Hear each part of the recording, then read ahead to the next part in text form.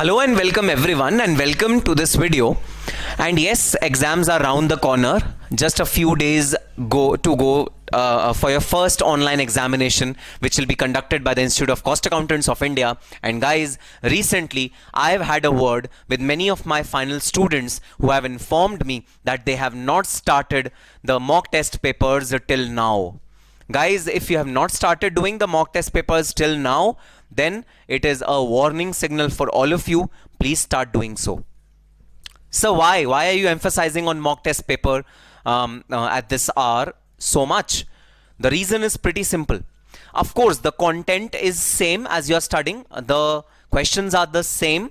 The pattern is almost the same.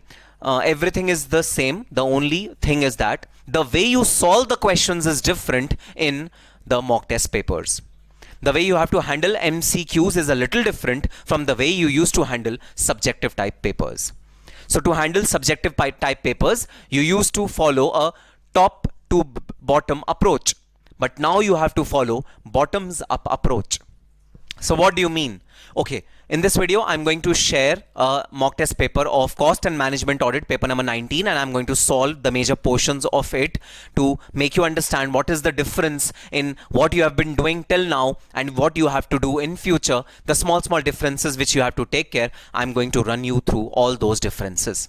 The moot point of difference is not the questions per se, but the approach towards question, which is little bit changed in the MCQ type pattern.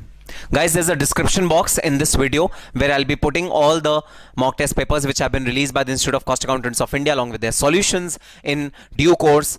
Some of them have already been uploaded over there, so keep a tab on that Google Drive link which I have written in the description box below. And for all the CMA Foundation students, the link to the MCQ videos which I have prepared earlier are there also in the description box. So yes, you have to study in the same manner as if you were studying for the subjective type papers, just that you have to take care of the pattern which has changed and the difference in your approach which needs to be adopted for computation of the MCQs or the model test papers. So yes, red warning signal for all of you. If you have not started doing the MCQs, doing the mock test papers till now of the respective groups which you are appearing in your examination, please start doing it now. 6 papers have been uploaded for all the 8 subjects of final as well as inter. So just do all those 6 papers very carefully and try to solve them meticulously. Now, one thing which you need to take care is that when you are solving the practical type questions, the practical type questions are split into 3 or 4 parts. So now you don't have to your focus should not be on the ultimate answer, but also in the intervening steps, because you'll be getting marks for computing the intervening steps as well. I'll demonstrate this entire process using this mock test paper of Cost and Management Audit to all of you. You can replicate it in all other subjects as per your convenience and as per the schedule which you are following for your examination. Yes, I'll be coming up with such videos for BVM, SPM also in due course. I'll be preparing them and sharing with them pretty soon. Okay, so let's start the model test paper or the mock test paper for Cost and Management Audit. And guys, a first question will mostly be of MCQs. So 10 questions of 2 marks each will be asked in the first question, and these will be MCQs which will be following a mixed pattern as in they'll be from the rules, the professional misconduct, or the cost accounting standards, or the theoretical chapters. There'll be mixed questions, 10 questions of 2 marks each. In question number 1, show Shayan Limited has a machine of productive capacity of 1500 units per hour. So Shayan has a productive capacity, and yes, we could gauge that this question is from CAS 2. It runs 3 shifts with 1 weekly off, 12 holidays per year. So 12 holidays per year is given. Each shift has 1 hour stoppage due to lunch, change shift, etc.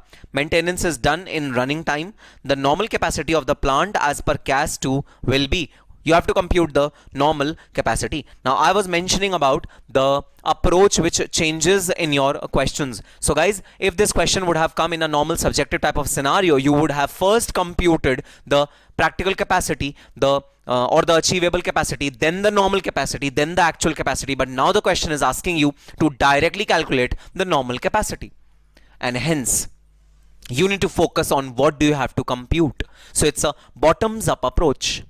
First you have to know what do you have to compute, and then you have to cull out all the relevant things that you required for that particular computation. So yes, we got to know that we need to compute the normal capacity, and for computing normal capacity we need the productive capacity of the machinery, plus we need the normal loss of time which has happened, which has to happen. It is normally the loss which has been incurred, and it has to incur, like Sundays has to be given, like a lunch hour break has to be given. So you need to subtract out all those normal losses of time which has happened in achieving the capacity, and then you will be computing the normal capacity. So 1500 units per hour, 3 shifts, which means the factory is working round the corner, 24 hours the factory is working. 1 weekly off, which means 52 offs in the entire year, plus 12 holidays additional to 52 offs. Each shift has 1 hour stoppage. So in entire one day, there are 3 hours of stoppages, one each shift. So 3 hours of stoppages in entire one day.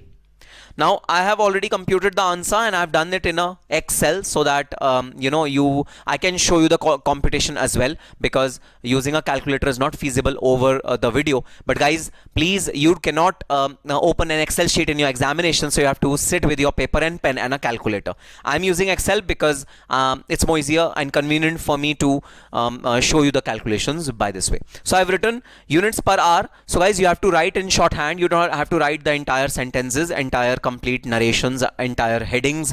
Nothing is required to be written. That is the plus point of having an online examination. So what I've written is, I've written 2-3 major points. What are those major points? Units per hour, 1500 units per hour are to be actually produced. Number of days in particular year, so 365 minus 12 minus 52. So 12 are the holidays which are given, 52 the week offs which are given. I have subtracted those. So number of days in the entire year, 301. Hours per day, for one day how many hours are being worked upon? That is 24 minus 3.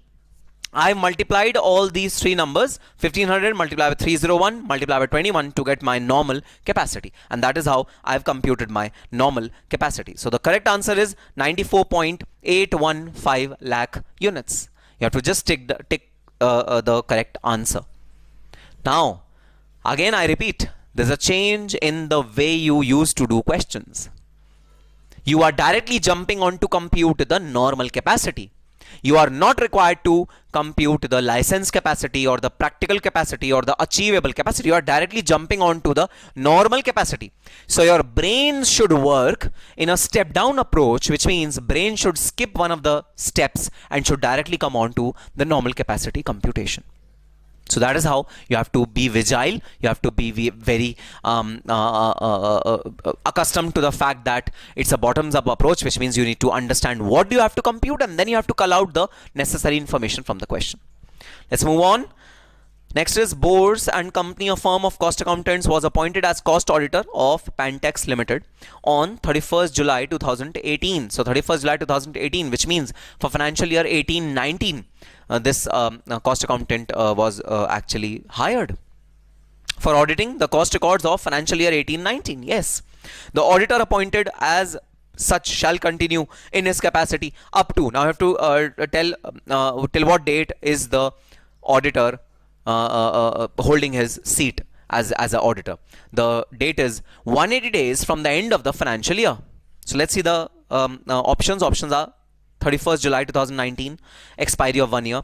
30th September 2019, expiry of 6 months. Oh yes, this sounds close. This is actually close to my answer. 30th August 2019, no. 15th September 2019, date of holding AGM, no. So the correct answer is 30th September 2019, which is on expiry of 6 months from close of the accounts. So quick thinking, recalling your provisions at a fraction of a second is the key to success in MCQs. Let's move on. Which one of the following is a KPI is used to measure the efficiency of manufacturing performance? Again, guys, a theoretical question, and it definitely depends on how well have you read through the theory chapters well. There's nothing which I need to compute over here. The answer is B, operating cycle of material turnover is the answer. So KPI with respect to manufacturing performance is operating cycle of materials turnover.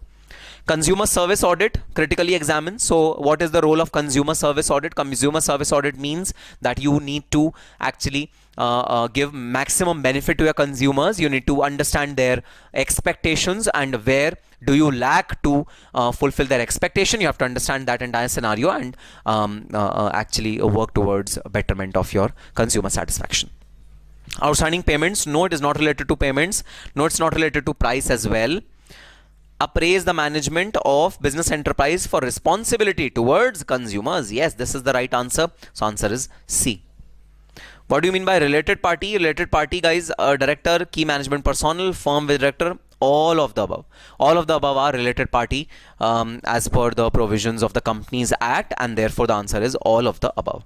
So theoretically, I am not worried so much for the theory questions, because theory questions, if you are prepared well, you'll be able to solve them easily. I am more worried about the practical questions which needs an analysis, a computation, and which needs some step down approach to be followed for calculating the answer. I am worried about those questions for all of you. Once instance document is successfully validated from the tool, the next step is to, guys, instance document has already been created, XBRL, instance document is created. What is the next step? Next step is to pre-scrutinize and validate the instance document. If you have studied XBRL chapter well, then these steps should be on your tips. Bureau of Energy Efficiency was formed under, okay, so this bureau was formed under Energy Conservation 2001 Act. Knowledge of entities internal control to be understood by the cost auditor is required by CAS 4. Cost auditing standard 4 talks about the internal control, entities internal control, which the auditor needs to verify. Profit reconciliation of the company as a whole is dealt in. Profit reconciliation is, guys, part D, para 2 of annexure to cost audit report. Now, your question to you, to me would be, sir, do we need to remember all the parts, all the paras of the cost audit report rules and annexures? Do we need to remember all of them? No, you do not need to remember all of them. Just remember a handful of them, which means reconciliation statement, of course, net worth computation, capital employed computation, PBT computation, net revenue from operation computation, of course, IDT reconciliation, IDT, GST reconciliation. Yes, that part should be remembered. So the major parts, the important parts which merit some weightage, which holds some significance, they are to be remembered by you, not all of them. Just remember the key important paras. Plus all those paras which have been appearing in the practical portion. So for example, net worth computation is upcoming in the practical part, value addition is coming in the practical part. So whatever para is coming in the practical part, of course, remember those paras religiously. Otherwise, you need not remember all the paragraphs and all the parts which are given in the annexures. Okay, sir. Then this question is related to royalty. You have to compute the direct expenses as per CAS 10. So guys, royalty paid, of course, is a direct expense. Hire charges is a direct expense. Then design charges is a higher expense. Software development charges is a higher expense, is a direct expense. So all these are direct expense. So you need to total up all of these, and this will come to 85,000. 85,000 is the answer. Direct expenses as per CAS 10. Question number 2A. Healthcare Equipment Limited is engaged mainly in production of cardiac stents. Okay, now a very, very important point. A bulb which should glow in your brain as soon as you hear this word cardiac stents is that this is belonging to product number GG, product number 33 of the table B. And guys, this is that product which is covered under the record rules, even if it is traded. Even if you are trading in these goods, you are covered under the rules. So this is a very, very important product and a very, very significant product from an important standpoint. So as soon as you hear cardiac stents, remember product category GG or the 33rd category in table B of the rules, and this cardiac stents relate to that. Okay, so let's see the question now.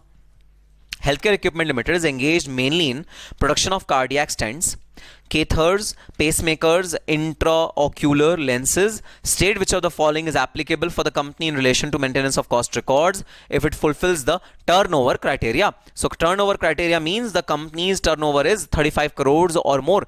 For maintenance of cost record, the criteria is 35 crores or more from all the products and services. So yes, the criteria has been met, and is a company classified as a micro enterprise. Okay.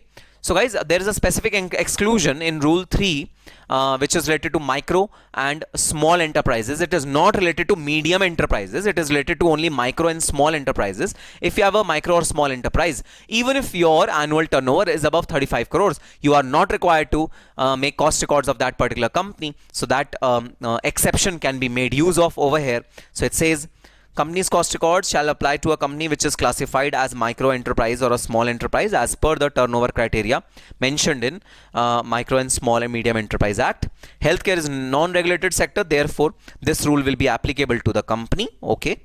Healthcare services is not regulated sector, therefore this rule will not be applicable to the company. Nothing contained in company's cost rules shall apply to a company which is classified as micro enterprise. The correct answer is D. Because Healthcare Equipment Limited is a micro enterprise, therefore nothing contained in this particular rules in rule 3 will be applicable to this particular company. Okay, sir. Question number 2. Healthcare Equipment Limited is engaged mainly in production of cardiac stents. State which one of the following is applicable to the company in relation to maintenance of cost record if it fulfills the turnover criteria. Turnover criteria is fulfilled, and is a domestic company whose average turnover of 40 crores for last 2 years has dropped to 24 crores. Last year turnover was 40 crores, which means above 35 crores. But in the current year, which is financially 18-19, it has dropped to 24 crores. Yes, guys, the naughty provision. Naughty provision says once you are categorized as a entity which has to prepare cost records and you are classified under rule 3 forever, till the end of the company's life, you will be categorized as a rule 3 company and you will be required to produce your cost records. The answer is A.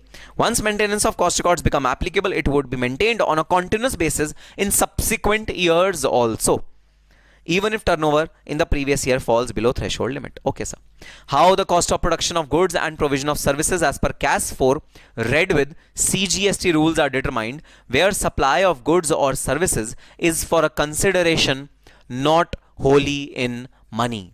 Now guys, the examiner has very cleverly mixed CAS 4 provisions with rules provisions. This part and the subsequent part pertains to CAS 4 provisions.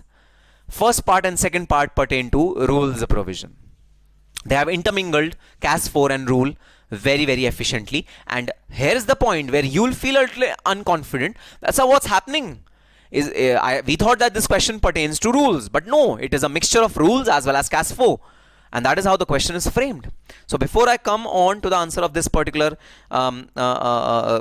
question, let us remember the rule. The CGST provisions is very, very important. 27, 28, 29 are the CGST provisions, guys.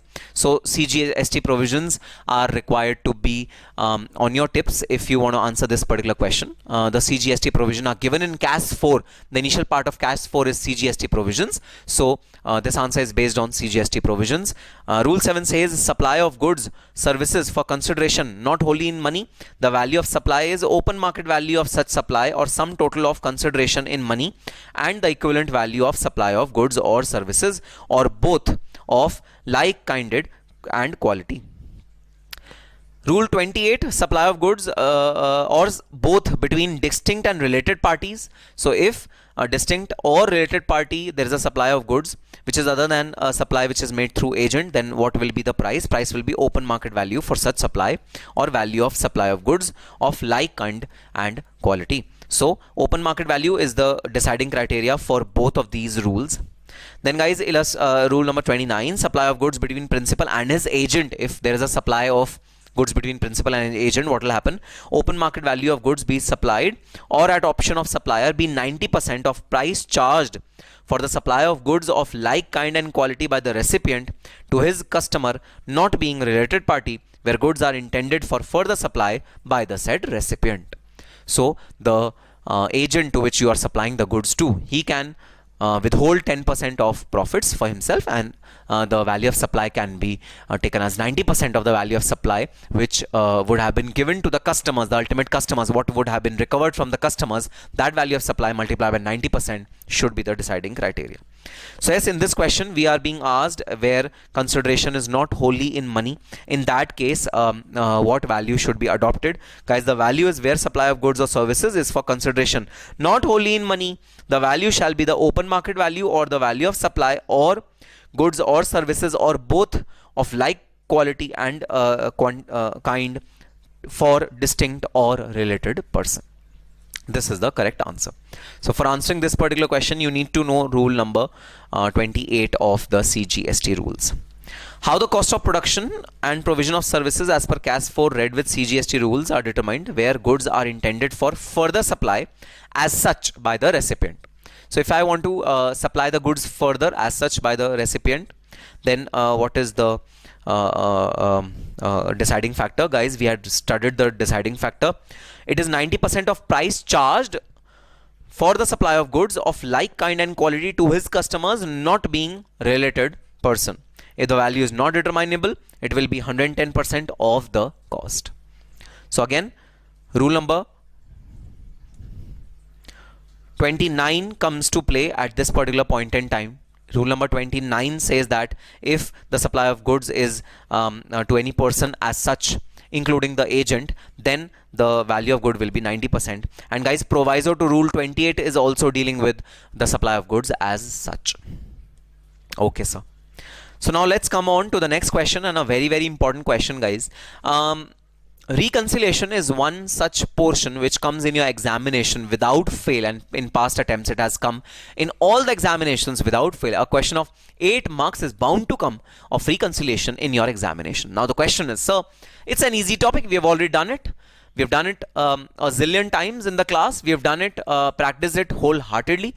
Guys, howsoever practiced you are in this particular question, howsoever times you have repeated or solved the questions of reconciliation, I can bet on it that you will not be able to attempt this question in the very first time, because it has been now split into various parts. Yes, that is a harsh reality. Let's see why I am saying so.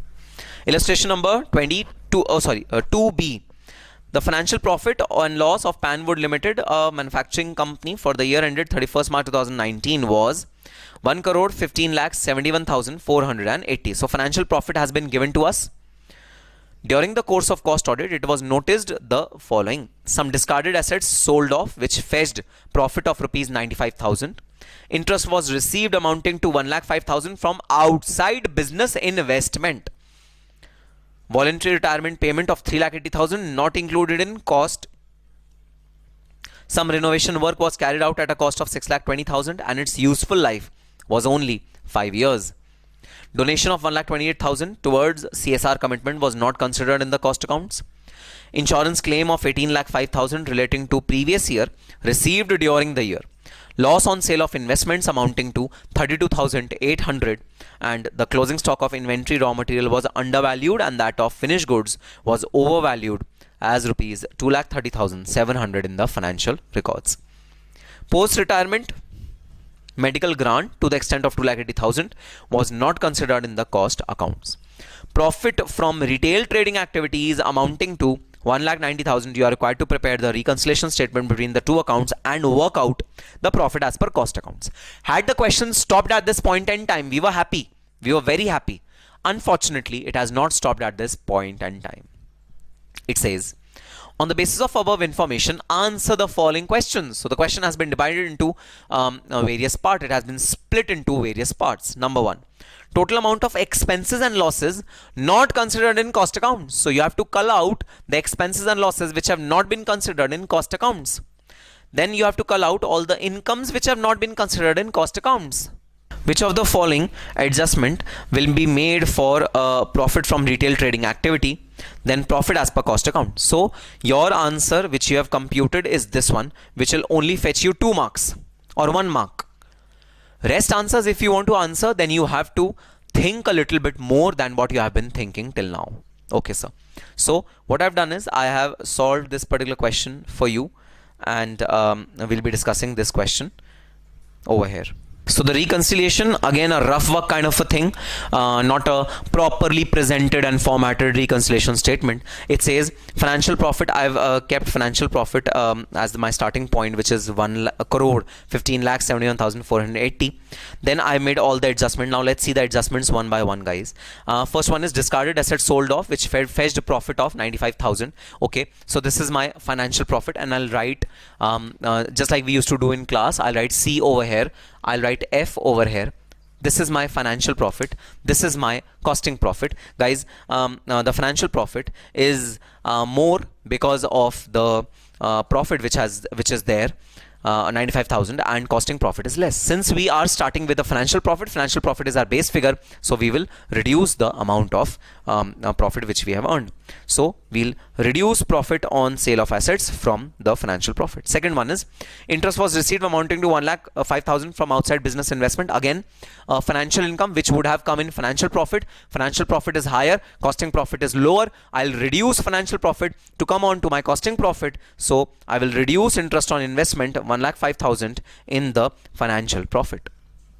Please note, you don't have to write the entire sentences, just write a few words so that you remember that what additions and subtractions have you made in the reconciliation. Okay, sir. Next, voluntary retirement payment of 3,80,000 was not included in cost accounts. So there was a payment which was included in the financial profit, which means financial profit is less, cost profit is more, because this expense is there in the financial records. What do we need to do? We need to add the amount. And we added the amount. VRS payment 3,80,000 added to financial profit to come to costing profit. Some renovation work was carried out at a cost of 6,20,000 and its useful life was only for 5 years. Now, an implicit presumption in all such questions where renovation work is carried out. In financial profit, the entire 6,20,000 has been debited. It has been charged to expenses, profit and loss. It has been charged. The entire 6,20,000 has been charged in the financial profit. So financial profit is less, costing profit is more. In costing profit, only and only 1/5 amount is debited. Only 1/5 amount is charged.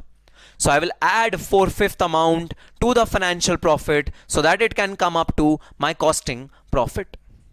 So add 4/5 of amount of 6,20,000. 6,20,000 divided by 6, divide by 5, multiply by 4. 4/5 portion should be added so that it comes congruent to the costing profit. Next, donation 1,20,000 towards CSR commitment was not considered in cost accounts. Again, an expense which has been considered in financial profit, which means financial profit is less. I will add financial profit, add CSR commitment to financial profit to get my costing profit. So add donation of CSR. Next, insurance claim of 18,05,000 relating to previous year received during the year, which means my financial profit would be higher because it is a financial income, would have been recorded in financial income for sure. So financial profit is high, costing profit is less. In this situation, I will reduce my financial profit to come in equal terms with the costing profit. So insurance claim 18,05,000. Next, loss on sale of investment amounted to 32,800. Loss on sale of investment would have come in the financial accounts. These are the cost accounts. These are the financial accounts. So financial accounts profit is less. Costing account profit is more. So I will add back the loss on investment to financial profit to come equal to my costing profit. So it is a situation of adding back the amount. So 32,800 add back loss of investment.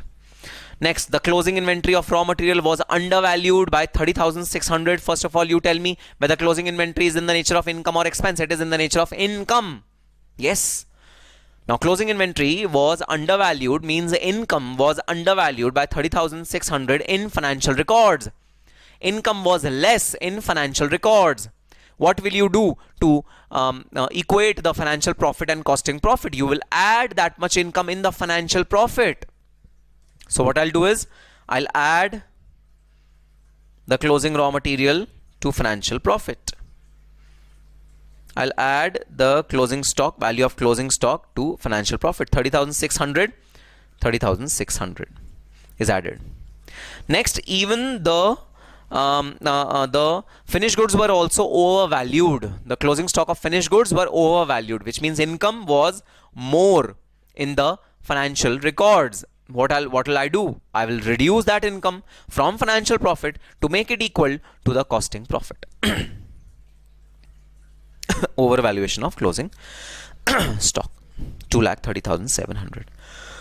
Next, post-retirement medical medical grant extent of 2,80,000 was not considered in cost account. So there is some medical grant expenses which have been considered in financial profits, not considered in costing profits. Of course, I'm going to add that amount to make it equal to the costing profit. So 2,80,000 will be added. Medical grant, 2,80,000 added. Okay, sir. Next, profit from retail trading activity, which has been credited to my P&L account of financial records, which means financial profit is more, costing profit is less. I will reduce the financial profit to make it congruent to the costing profit. So I will reduce the retail profit, and here I have arrived at the figure of costing profit. Now your fourth part is computed, guys. Fourth part is computed. There's no problem in the fourth part. But first, second, third are still pending. Let's see what is the first question. Total amount of expenses or losses not considered in cost accounts. So expenses which are not considered in cost accounts, you have to call out all those expenses which are not considered in cost accounts. Okay. So guys, here are the expenses which are not considered in the cost accounts. These are the expenses which have been debited to the financial accounts but not to the cost accounts. Therefore, to make financial profit and costing profit equivalent, we have added those expenses in the financial accounts. So the answer will be a total of all these sums which you are seeing over here. Now the question is, sir, would undervaluation of closing stock would also form part of this expenses which have not been considered in cost accounts, because it is also showing in the addition amount? The answer is no, it will not be shown as an expense which has not been considered in cost account. Just see the computation, guys. Okay, this is the computation. I've taken 3,80,000, 4,96,000, 1,20,000, 32,800 and 2,80,000. I have excluded undervaluation of closing stock because closing stock is in the nature of income, and undervaluation or overvaluation, whatever effect it gives to the income, it is an income which is not considered or less considered or more considered in the financial accounts, in the financial profit. This is the most important thing that you need to learn. Now the 8 marks are not dependent on your ultimate answer, which in this case is 1,04,93,180. The 8 marks are not dependent on this answer, but they are dependent on first, second, third, fourth, all the answers taken together. 2 marks each for each part. So expenses which are not considered in cost accounts, apart from closing stock, all other expenses are to be included in this particular answer. Second question, incomes which are not considered in the costing accounts. Guys, incomes which are not considered in the costing accounts, you will take all the incomes which are the total of less minus portions. You will take all those income, and you will also take the adjustment related to closing stock, whether it is appearing as plus or minus. Because closing stock is in the nature of income, therefore income, whether it is overstated or understated, you have to add it or subtract it while computing the income. So second part, answer to second part will contain the closing stock as well, and answer to first part will not contain the closing stock. That is how you need to actually answer this particular question. So you need to be very, very careful while answering these questions, guys, because these questions will actually make you confused in the examination. And trust me, if you do not practice mock test paper well, you're bound to get confused, you're bound to get nervous during the examination. Therefore, this series which I've started is just to make you comfortable with the MCQ pattern. My aim is not to teach you, I'm not teaching you anything. Aim is not to teach you, but just to make you accustomed to how the questions are solved in the MCQ pattern in the mock test papers. And the third part is, which of the following adjustment will be made for profit from retail trading business? This will be deducted from financial profit. Retail profit is an addition to financial profit, but not an addition to costing profit. Therefore, it will be reduced from the financial profit to make it congruent to the costing profit. So this is how you will answer the reconciliation question. Please consider that reconciliation question, the aim is not only to compute the final answer, but also to compute the intervening steps. So question number 2 will be a practical question, a case study based question, which can come from the rules chapter, from the cost accounting standard chapter, or the professional misconduct chapter. All these 3 chapters are important from a perspective of question number 2, which will be a 16 marks question. So guys, first question is of 20 marks, second, third, fourth, fifth and sixth will be of 16 marks each. That is what has been disclosed in mock test paper, unless and until it changes in the final mock examination, which will be coming very soon. Now, what is question number 3, guys? Question number 3 and question number 4 will be theoretical question, which will come from the 3 chapters, the management audit chapter, the internal audit chapter, and internal audit in different functions chapter.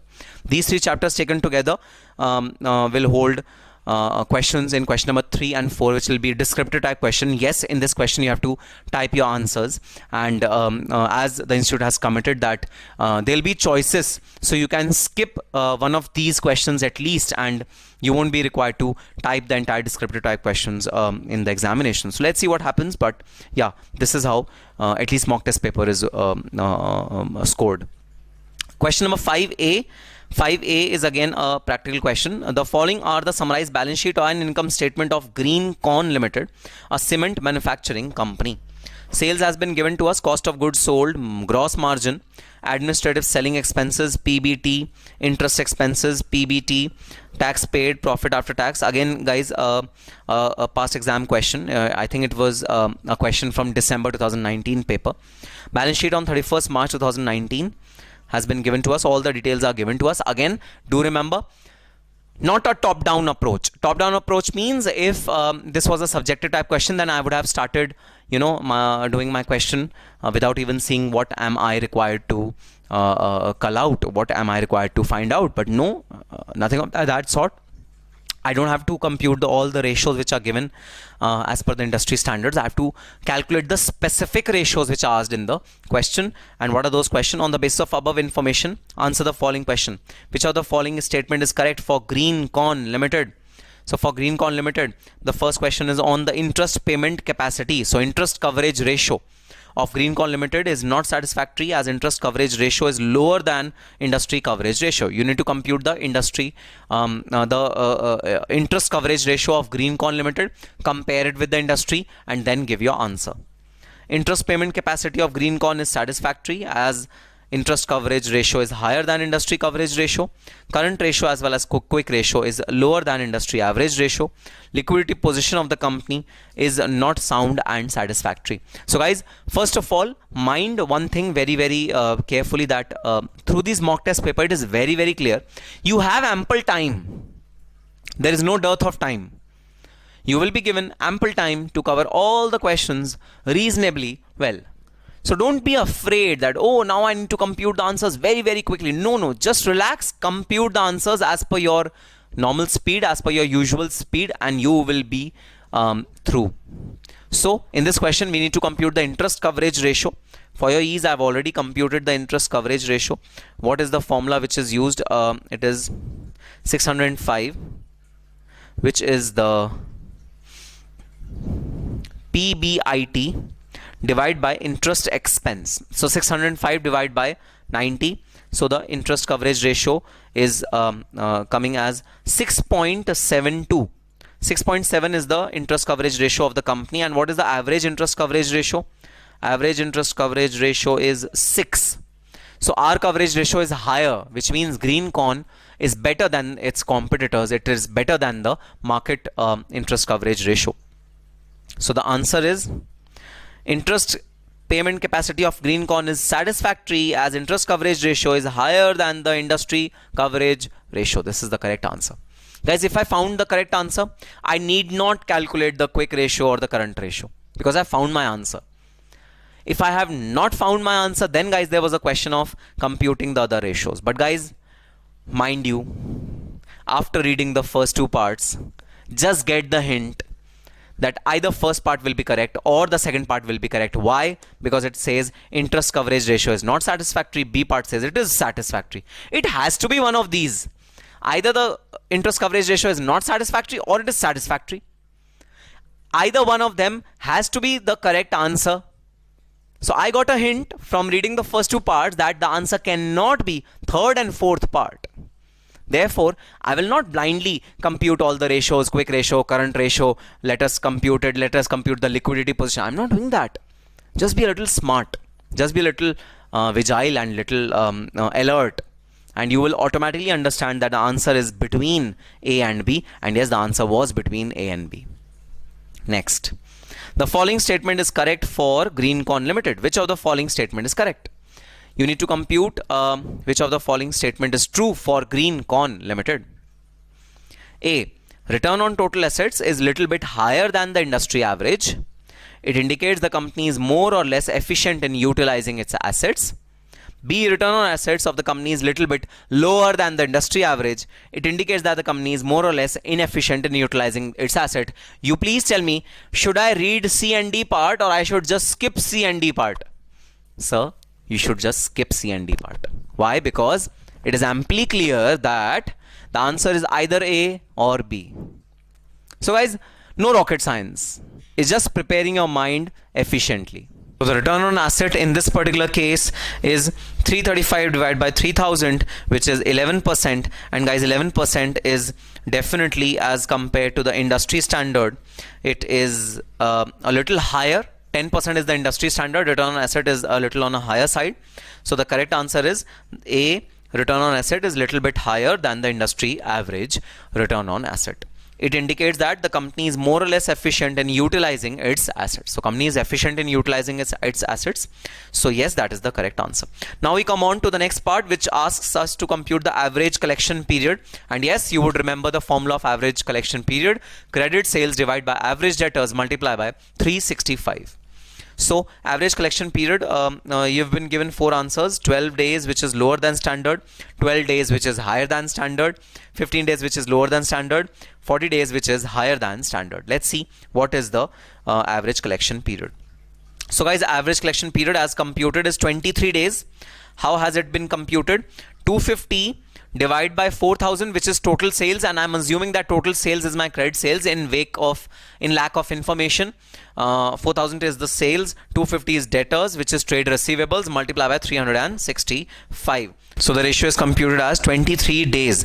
Now let's see out of these answers which answer will marry to our answer. 12 days, which is lower than standard; 12 days, which is higher than standard; 15 days, which is lower than standard; 40 days, which is higher than standard. Oh God, sir. None of the four answers is matching to our answer. What to do now? None of the four answers is matching. Apply a brain. Be a little more vigile. Be a little more alert. Guys, the standard number of days which is there, the industry standard, it is 35 days.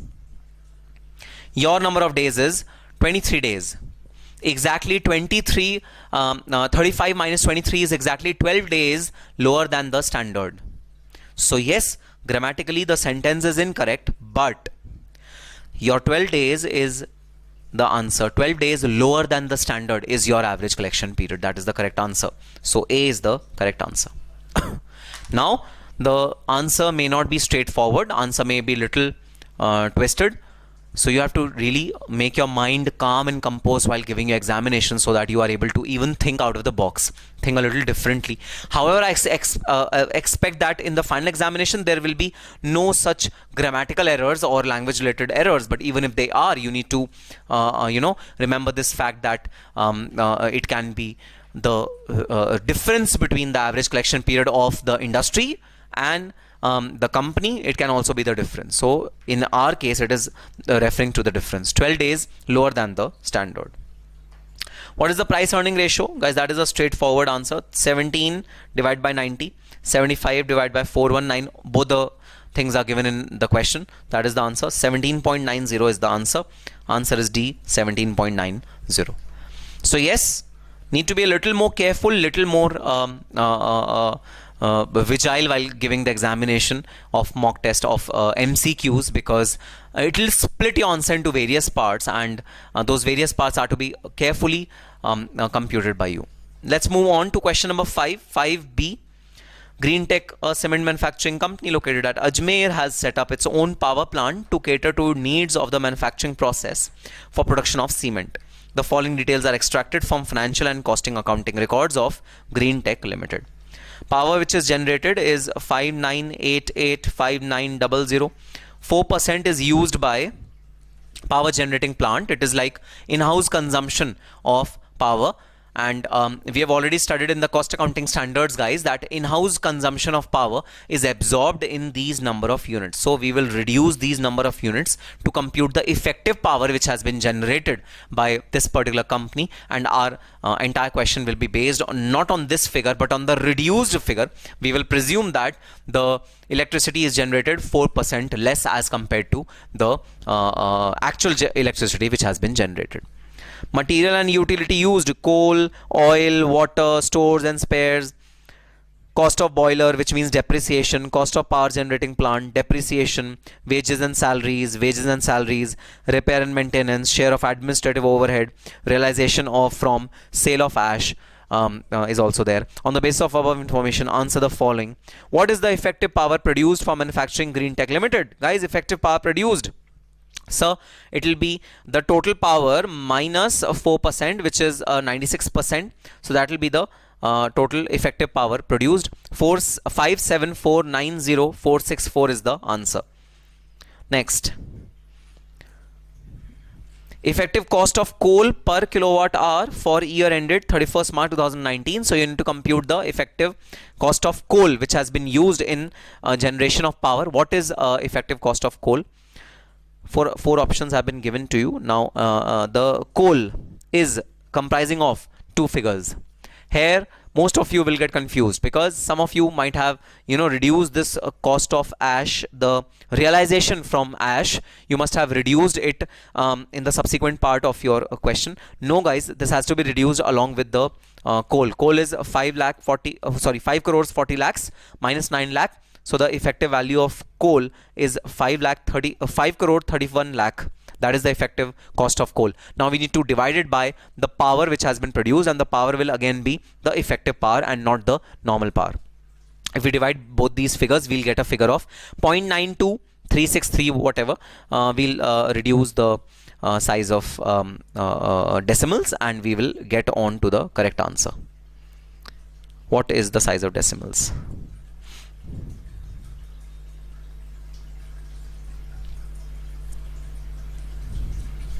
Okay, so 0.92 is the answer. How is it computed? H5 divided by K2. H5 divided by K2. So 5 crore 31 lakh divided by 574,904 is the way it has been computed. 0.92 is the correct answer, and yes, 0.92 is the correct answer. Depreciation cost per kilowatt hour for the year ended so and so. What is the depreciation cost? Guys, the depreciation cost is 0.027. How is it computed? I have kept depreciation in the numerator and I have kept the effective power in the denominator. So H9 is the depreciation, which is 16 lakhs, and effective power is 574,906,464. That is the computation. So the correct answer is 0.03. Next one is total cost per kilowatt hour. What I have done is I have kept the total cost, which is 50,000 in the numerator. Then I have reduced it by effective power which has been produced, and here comes the answer. The answer is 2.45. And yes, decimals are important. In Excel, decimals are automatically rounded off to the next rupee if you have not selected the formula properly, but in calculator you'll be getting the accurate answer. So yes, you need to first see what answer do you need, and then you have to start doing your question. You have to read the answer, the question very, very carefully. What do you need to compute? You need to just cull out the relevant information from the question relating to that question only. Okay, sir. Okay, illustration number 6a, question number 6a. Following parameters extracted from cost accounting records of Alcobox Limited, multi-product manufacturing company. For 2 years, you have been given data of income statement, profits and incomes and expenses. You are required to compute the following as stipulated in para D, para 4, part D, para 4 to the annexure to cost audit report under the rules. First of all, you have to compute the profit before tax of Alcobox Limited for the year 2018 and 19. Again, guys, you have to quickly do the computation, and here I've done the computation for you, and I've already computed the answers. So I've taken the figures as is from the question. So these parts you need not write the complete narrations, the complete headings. You need not write them. You can just refer to depreciation as DEP, DEP, salaries as SAL, SAL. But you need to compute the figures correctly, and you need to, after computing the figures, come at the figure of PBT. So this is the figure of PBT, 1300 for 2019, 2430 for 2018, and I have computed it by subtracting the income from all the expenses. Income is 24430 and the expenses is 23130. After subtracting these two figures, I'll get a figure of 1300. Similarly, for 2018, I've computed the PBT. Now remember, in computing PBT, all the expenses are to be reduced, whether it's interest, depreciation, rates and taxes, and before tax means income tax and not indirect tax. Therefore, rates and taxes will also be reduced. This is a major confusion which students have. So PBT is computed as 2430 and 1300. That is the PBT. Okay, sir. 2430 and 1300. Value added, you have to compute the value added now. So guys, for computing the value added, I have carefully culled out the figures from this table itself. So value added will mean, let's see what is the constituents of value added. So guys, I've taken net sales, and then I have handpicked the expenses which should have been reduced from value added. I have picked up raw material. I have not picked up direct wages and salaries. I have picked up power and fuel, stores and spares, repair maintenance. I have not picked up depreciation. I have not picked up salary, depreciation, rates and taxes. I have picked up other overheads, packing and forwarding charges, other overheads. That's it. I have picked up the relevant expenses and I have computed the value added. Value added is computed as 3830. Now again, you are not privy to the luxury of an Excel sheet. You have to do it on a piece of paper. You have to do it using a calculator. So you have to be really meticulous and accurate on it. Okay, sir. So value added is computed. Similarly, guys, I've computed value added to sales, which is a division of whatever value addition has been arrived at, which is 3830, divided by the net sales, which is 24430. Then I've computed the PBT to net revenue from operations, and remember, net revenue of operations is nothing but the sales. So it is a fancy name of sales, net revenue from operations. Do not get perplexed by this terminology, net revenue from operations. No, it is same as the net sales. There's no difference between net revenue from operations and the net sales. So I've computed all these things. Accordingly, we have computed the answers. So nothing to worry about. Basically nothing to be afraid of, but yes, you need to be alert to what question is asking you to do, alert to the sub parts in which the question has been broken into. And I have tried to accumulate all the MTPs which are there on the website of the institute, and I have put them in the description box below. So just make use of all those MTPs. Next is illustration number 6b. Kasauti Motors Limited, manufacturing company, motor vehicles, has in financial year 1920 faced abnormal fall in demand of passenger vehicles. A huge inventory compelled the company to shut down production for 15 working days. So the production was shut down for 15 working days. in the first part of September 19, but the plant was running at budgeted level of utilization except the shutdown period. So for rest of the period, the plant was working on the usual budgeted level of production, but for shutdown period, the plant was not working at all. In this respect, company has furnished the following information for the year ended 31st March 2020. Number of working days, contribution, indirect wages, depreciation, other fixed expenses, inventory carrying cost, additional. So guys, a very usual question which comes from CAS 1 of computing the abnormal cost. A very usual question, but it has split the answer into 3 or 4 parts, which will include calculating the abnormal indirect wages separately, calculating the other fixed expenses which are abnormal separately, which will include calculating the abnormal cost as a whole separately, and then some remedial measures question. So first is we need to compute the indirect wages and salaries separately. Guys, I have written some key information which is there in the question on a piece of paper. This is piece of paper for you, Excel sheet for me. So this will contain the indirect taxes, indirect wages, and the total cost. Guys, we already know that the total number of days is 305, and out of that 15 days are abnormal.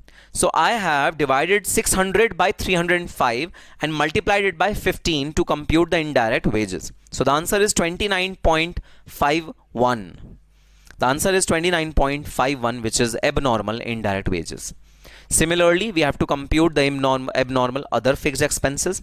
Here is the other fixed expenses, and here is abnormal other fixed expenses. Same formula has been used for other fixed expenses over here as well. F5 divided by 305 multiplied by 15. 305 is the working days which are there in that particular year, which is given in the question itself. Where is it given? Sir, it is given. Working days part of this, but plant was running at a level. Okay, number of working days 305.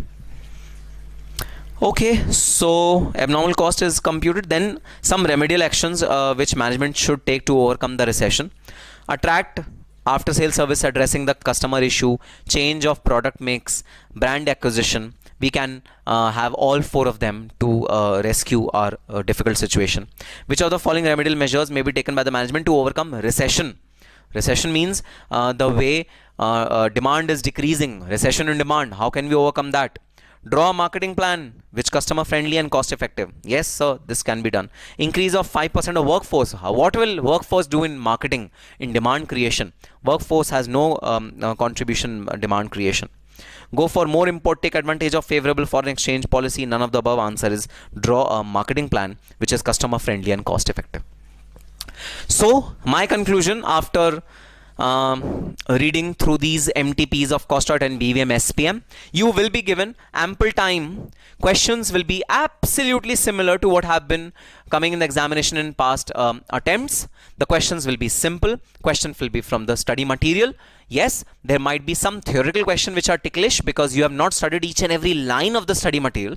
Some of them might be ticklish, but out of 100 marks, we need to get 50. So I'm discounting that portion of the paper.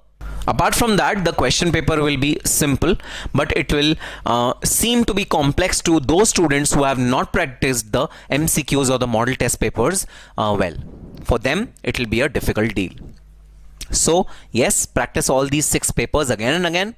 Get used to the way the questions are solved in this MTPs, and I don't want to listen to your stories that my course is not complete, therefore I'm not able to complete the model test papers. I don't want to hear to all these stories and all these excuses. Model test papers are to be solved, mock test papers are to be solved, bit questions are to be solved for sure, to know what is the pattern in which the questions will be answered in the examination, because the change in pattern will hit your mind. You are not used to seeing the questions in this way. It will hit your mind in a big way, and you will get nervous in the examination if you have not practiced the mock test papers. So guys, do practice the mock test papers. I will be coming up with more such videos whereby I'll be discussing some practical aspects of the mock test papers as soon as I discover some, and I'll be sharing a video on that. On that positive note, I hope that you guys are sincerely working hard for your examination. Please do work hard for your examination. Just a few days to go. Yes, the pandemic is also spreading its arms in the entire country in a major way, and therefore home-based examination is a respite in such a difficult situation. I know the difficulties, I know the challenges which are being faced by all of you, and yes, things are taken care of. Mock test papers will come handy. Mock test papers will be used in your aim of achieving the desired results, and especially for CMA final students, guys, all the subjects, the mock test papers are a little tricky, not in terms of content, not in terms of questions, but in terms of the way the question is to be solved. So you have to do the mock test papers, all 6 of them, not once, twice, thrice, 4 times, as many times as you can. You have to solve all of them. On that positive note, all the very best. Link given in the description box regarding all the mock test papers which I have converted or which I'll be converting in the near future. All the very best and happy studying.